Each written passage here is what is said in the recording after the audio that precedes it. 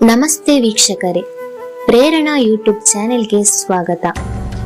ಆಷಾಢ ಮಾಸದಲ್ಲಿ ಏಕೆ ವ್ಯಾಪಾರ ವ್ಯವಹಾರ ಮಾಡಬಾರದು? ಅತ್ತೆ ಸೊಸೆ ಒಂದೇ ಹೊಸ್ತಿಲು ದಾಟಬಾರದು. ವ್ಯಾಪಾರಸ್ಥರಿಗೆ ಆಷಾಢ ಮಾಸ ಕಿರಿಕಿರಿ. ಇದರ ಹಿಂದಿರುವ ಕಾರಣ ಅನೇಕರಿಗೆ ತಿಳಿದಿಲ್ಲ. ಹಿಂದಿನ ಕಾಲದಲ್ಲಿ ಹಿರಿಯರು ಮಾಡಿದ ಆಚಾರ ವಿಚಾರಗಳು ಆಗಿನ ಕಾಲಘಟ್ಟದಲ್ಲಿ ಇತ್ತು. ಹಳ್ಳಿಗಳಲ್ಲಿ, ಗ್ರಾಮದಲ್ಲಿ ಜನಸಂಖ್ಯೆ ಕಡಿಮೆ ಇರುವ ಕಾರಣದಿಂದ ಅನ್ನಬಹುದು. ಹಾಗೆಯೇ ಹಿರಿಯರು ಹೇಳಿದ ಮಾತುಗಳನ್ನು ಪಾಲಿಸಬೇಕು ಎಂದು ಹೇಳುತ್ತಾರೆ. ಜ್ಞಾನೇಶ್ವರ, ಆರ್ಯಭಟ, ಜ್ಞಾನ ಪಂಡಿತರು, ಮೇಧಾವಿ ಪಂಡಿತರು, ಹಲವಾರು ಋಷಿಮುನಿಗಳು ಇದ್ದರು. ಅವರು ಜ್ಞಾನದಿಂದ ಜ್ಞಾನಿಗಳಾಗಿ ಅವಿರತ ಶ್ರಮ ವಹಿಸಿ ಆಕಾಶಕಾಯದಲ್ಲಿ ಇರುವ ಅದ್ಭುತವಾದ ಶಕ್ತಿವರ್ಧಕ ಪಡೆದುಕೊಂಡರು. ಜ್ಞಾನಿಗಳು ವಿಜ್ಞಾನಿಗಳು ಆದರು ಅನ್ನಬಹುದು. ಖಗೋಳಶಾಸ್ತ್ರ, ಪುರಾಣ ಕಥೆ ನಂಬುವುದೂ ಇಲ್ಲ. ಜ್ಞಾನಿಗಳು, ವಿಜ್ಞಾನಿಗಳು, ಅಜ್ಞಾನಿಗಳು ಇದ್ದಾರೆ.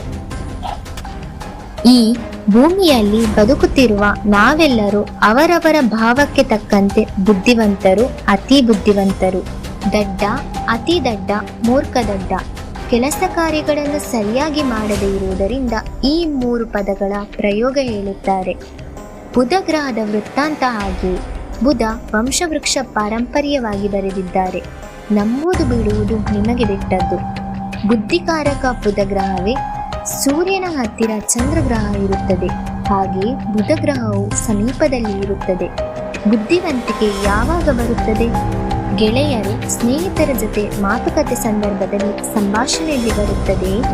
ಮೆದುಳು, ಕ್ರಿಯಾ ಯೋಜನೆ, ಸೂಕ್ಷ್ಮ ಗ್ರಹಿಕೆ ಮೇಲೆ ಬರುವುದೇ. ಇದಕ್ಕೆಲ್ಲ ಜ್ಯೋತಿಷ್ಯ ಶಾಸ್ತ್ರ ಏನು ಹೇಳುತ್ತದೆ ನೋಡೋಣ. ನಮಗೆಲ್ಲ ತಿಳಿದಿರುವಂತೆ ಚಂದ್ರನು ಗುರುವಿನ ಪತ್ನಿಯಾದ ತಾರಾಳನ್ನು ಮೋಹಿಸಿ ಮದುವೆಯಾದ ಫಲವೇ ಬುಧನ ಜನನ.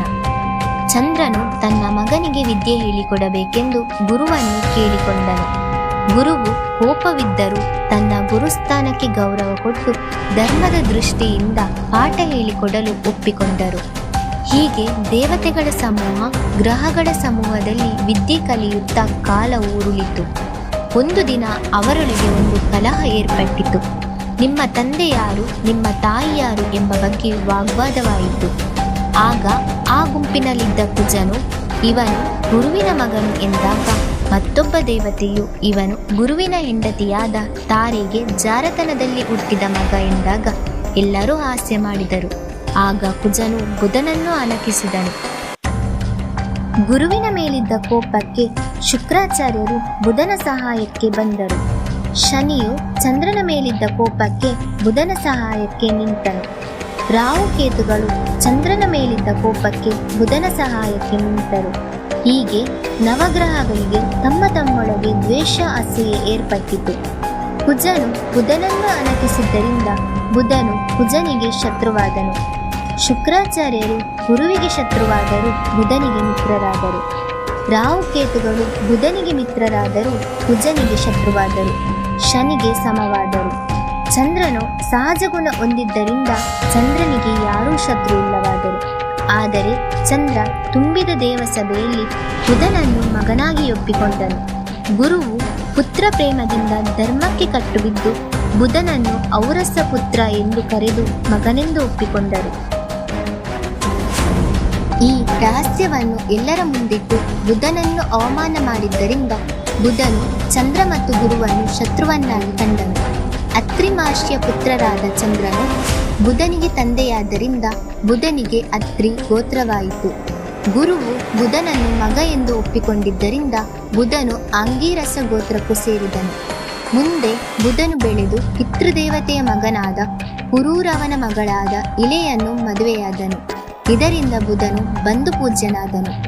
ತಾರಾಮಂಡಲದಲ್ಲಿ ರಾಶಿ ಚಕ್ರದಲ್ಲಿ ಸುತ್ತುವಾಗ ತನ್ನ ತಂದೆಯ ಮನೆಗೆ ಕಟಕ ರಾಶಿಯನ್ನು ಪ್ರವೇಶಿಸುವಾಗ ತನ್ನ ದ್ವೇಷವನ್ನು ಆ ರಾಶಿಯಲ್ಲಿ ಬುಧನು ತೀರಿಸಿಕೊಳ್ಳುವನು. ಆಷಾಢ ಮಾಸ ಬಂದಾಗ ಬುಧನು ಕಟಕ ರಾಶಿಗೆ ಪ್ರವೇಶಿಸುವನು. ಚಂದ್ರನು ಮನಸ್ಸಿನ ಕಾರಕರಾದ್ದರಿಂದ ಬುಧನು ವ್ಯಾಪಾರ ಕಾರಕರಾದ್ದರಿಂದ ವ್ಯಾಪಾರ, ವ್ಯವಹಾರ, ವಹಿವಾಟು ಎಲ್ಲವೂ ಏರುಪೇರು ಮಾಡುವರು, ಸ್ಥಗಿತಗೊಳಿಸುವರು. ಇದರಿಂದ ವ್ಯಾಪಾರಸ್ಥರಿಗೆ ಈ ಮಾಸದಲ್ಲಿ ನಷ್ಟ ಉಂಟಾಗುವುದು.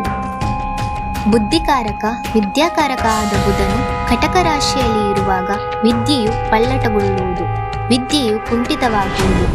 ಬುಧನು ಜಲರಾಶಿಯಲ್ಲಿದ್ದಾಗ ಮರೆಯು ಹೆಚ್ಚು.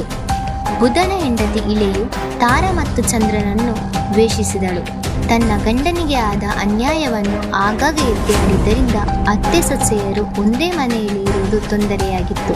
ಅತ್ತೆ ಸೊಸೆಯರು ಹೊಸಲು ದಾಟಲು ವಿರೋಧವಾದರು. ಇದು ದಕ್ಷಿಣಾಯನ ಕಾಲವಾದ್ದರಿಂದ ಪಿತೃಗಳಿಗೆ ಹಗಲು, ದೇವತೆಗಳಿಗೆ ರಾತ್ರಿ.